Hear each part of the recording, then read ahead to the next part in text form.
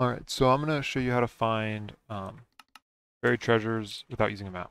So the first thing you want to do is when you're on a seed where you want to find one, I would lower your render distance to 5. The reason for that is you can't see a chest when it's beyond 64 blocks, so if you have a render distance anything higher than 5, it will only lead to more false positives.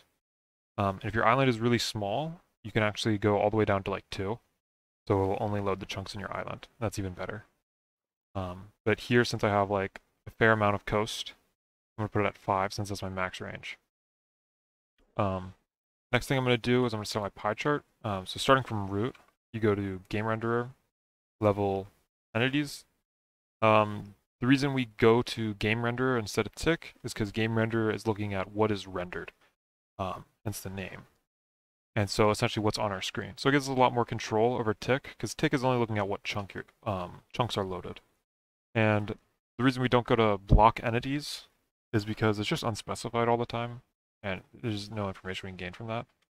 So I just stay on entities, and then when we see the block entities pie slice spike, that's how we know just found a chunk section with a chest.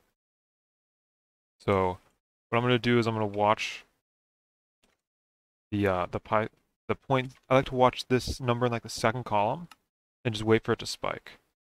And so as I'm turning, oh, there it is, right? So it went from 0.08 all the way up to like 0.4.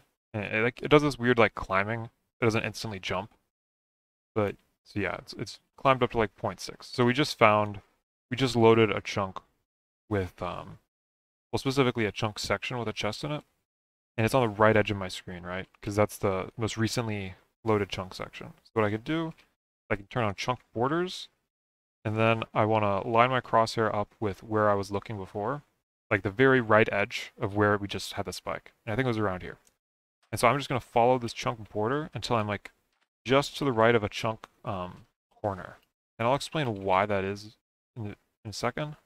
But essentially right here looks great, because you can see the chunk corner right here, and we're just to the right of it, which makes me think, wow, we probably just loaded this chunk, right? And this is the one that spiked. And a quick way to double check without even digging is if the terrain's really flat, you can just look straight up and refresh your pie chart. And you can see here that we have a huge portion of block entities. And the reason that is that we're only loading like chunk sections in the sky right now, which almost certainly won't have any block entities. And we're also loading the one chunk section we're in, which is this one.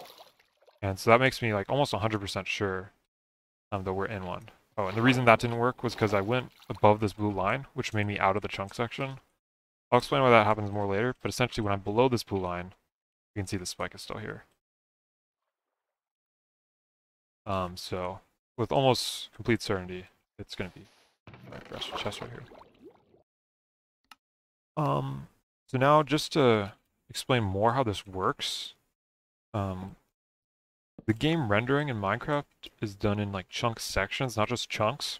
So a chunk section can be seen by this like blue outline, and it's a 16 by 16 by 16 cube, essentially.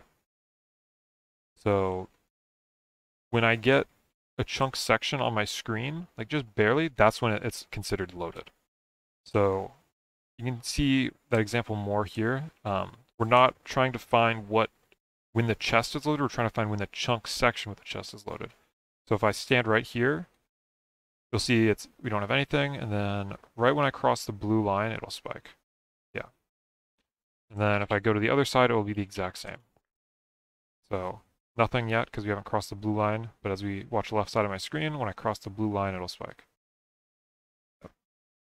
And so I think there's like, we can see technically this like pie chart sees a little more to the left and to the right than we can actually see on our screen, but it's essentially right there, right? So even though we didn't see the blue line the first time, it's still spiked, but it's just right there. So right as we cross the blue line is when it's happening.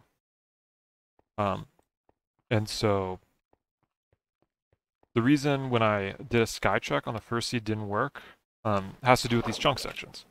And essentially what happened was you need to have your head below this blue line for it to load the chunk section.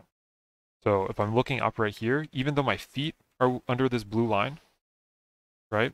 it's not going to load this chunk section I'm in because I can't see it. When I go one block lower, I can now see the chunk section I'm in, and it loads everything within this chunk section, and now it will also load the chest. That's like an easy way that if you are between like one or two chunks, what you can do is look straight up, open pie chart really quickly, and make sure you're below the blue line, obviously, like I wasn't right there, and see if you have a big portion. And if you really want to get a good reading, what you should do is you should go to FOV 30. And so now you can see this is barely going to load any chunks besides the chunk section I'm in, right? And the sky. There's pretty much 0 other block entities possible, right? So that's when you get close to about 1/3. That's almost certainly a buried treasure, or like an ocean ruin that's right under your feet that you don't notice. And so yeah, you'll notice if I go here, there won't be any reading because we didn't load that chunk section. So let me try a seed that I don't think I've tried before. Somebody sent this to me, and it should be near spawn. So I'll essentially show you what I'm doing. Oh yeah. Alright, so you can do this, you can do the micro lensing or like the turning on any FOV. It's a little easier on 30 in my opinion, but you can do it on Quake Pro too. So I'll try doing it on Quake Pro. So we look this way, block entities is pretty low. We'll just do a quick spin and we're like, oh okay, yeah, we definitely hit something, right? Because it went from 0.1 to 0.9, somewhere in there. So if we just slowly turn, we can find the spike. It just happened right here. Now I just want to get to the left side of my screen, right around here. And so I want to go until I'm just to the left of a chunk boundary. And I think it might have just been this corner, or it's this next one, right? So I can check with just doing a sky check. Get below the blue line if I want to, and 100% it's here. So sometimes when it's high terrain, it's not worth it to go below the blue line. You might as well just dig, but so yeah. So I know for sure it's here. And yeah. You can almost hit with 100% certainty. The sky check is more of a double check. So in this case, I wasn't sure if it was this chunk or the next one. So I decided to do a sky check and immediately tells me.